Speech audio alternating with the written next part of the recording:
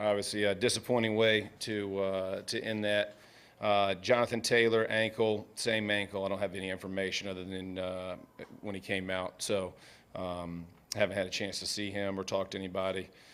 Obviously Taylor, two halves, right? Started fast, had the lead, and ultimately give up too many explosive plays, don't make enough explosive plays, turn it over on our inside. They made more plays than us, and then penalties kept drives alive. You got to keep your head, got to play disciplined football, and we didn't do those things in the second half, and ultimately, lost this game. Jeff, why did you decide to go for fourth down instead of having Chase kick a field goal? Yeah, long field goal, 4th and inches. Man, I felt really good about the call. Felt like we had, we had it. We've converted a bunch this season, and felt like we had the matchup we wanted. Would have closed the game out and ended the game. I'm in. Everybody's in. We didn't convert. Jeff, for a lack of a better way to ask this, can you believe what you just saw? Yeah, I mean, listen, I played a lot of football, so I've been a part of some crazy games myself. So yeah, I mean, when we walked out of halftime, I told them this team, they've won 9 of 10 of their games have been one-score games. Yeah, we didn't overlook. We understood how explosive this offense is, how many points they put up. So no, I'm not.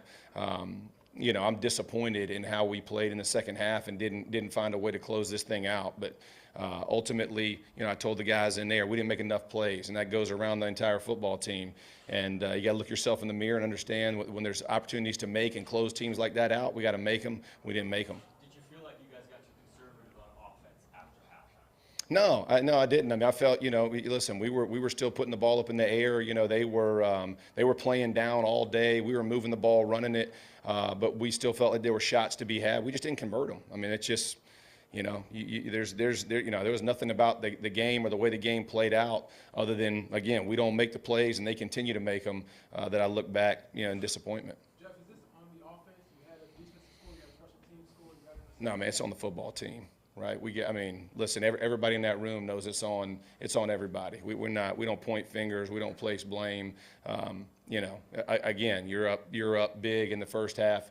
You have opportunities throughout the game to close the game on both sides of the ball. We make plays. That's there's no one way to look at this. Everybody in that room, played a part. So that's the most disappointing part, and everybody in there knows. Jeff, what were your thoughts on the penalty right at the end before they kicked the field goal? I think you blamed the game there. Yeah. What were your thoughts on that? Yeah, frustrated. Listen, just frustrated again. Felt like, and I know he wasn't holding him down, but he said, he got in, knocked the ball around. We're doing those kinds of things.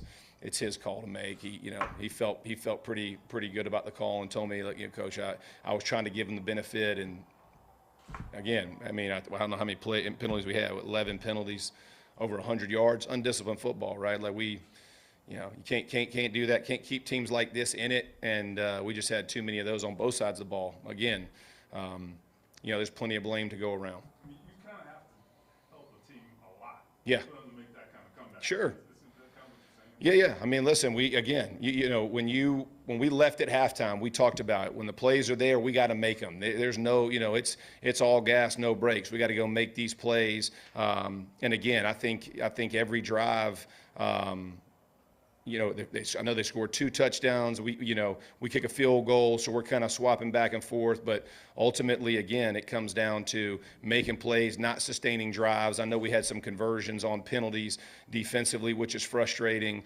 And then we penalized ourselves offensively, have a fumble in our own red zone or backed up.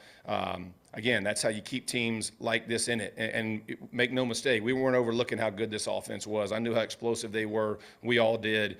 But to your point, making those mistakes keeps teams like that around. And once you get momentum in the NFL, it's hard to swing that thing. Did you think that there were any bad calls among the 4 or 5 15-yard penalties? A couple of the hits from like Rodney's. Man, I had to look at them. I mean, honestly, it happens. It happens so fast. A lot of times they were on the other side of the field. I know there were 2 or 3 that were on their sideline. So you don't get clear looks. They're not going to show you the replay. So, I have no idea. I'll have to go back and look.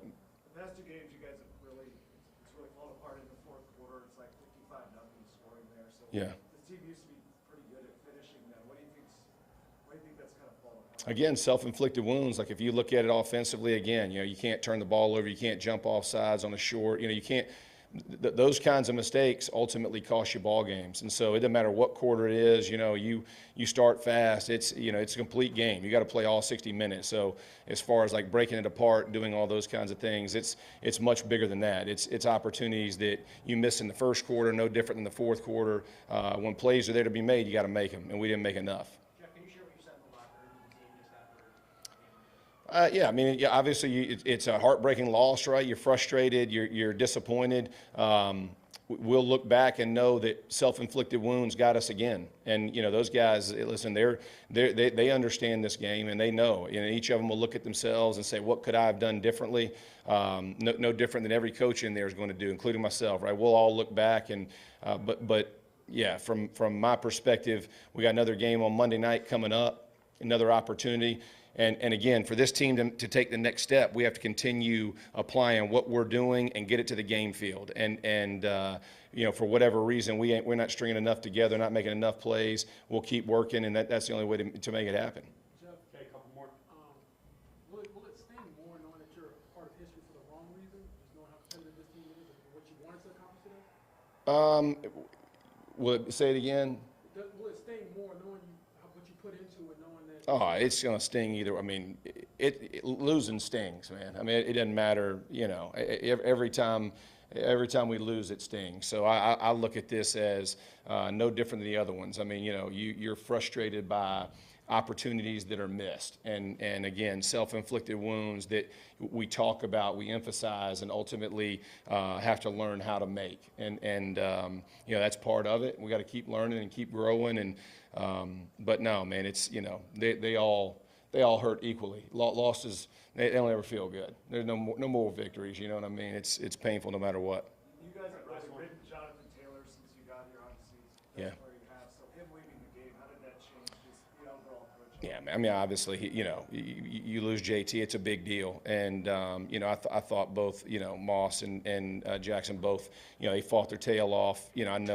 I know, Deion's devastated about the fumble, and I mean, but JT losing him, just that stability that you have with a running back like that, explosive ability that happens after he gets past the line of scrimmage, all of those different things that he has shown, that's a major weapon for us that obviously we lost. And anytime you have them, that you're a much better football team.